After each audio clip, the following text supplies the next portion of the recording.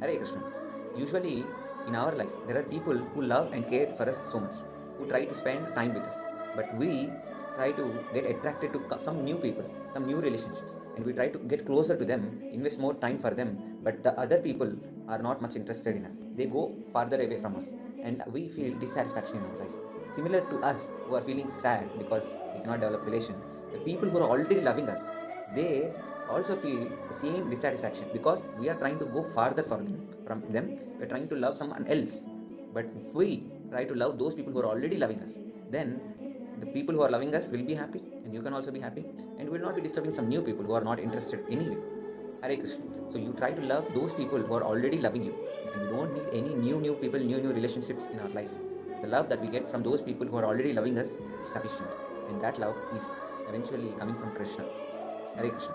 This is Prashant from Gita for Youth.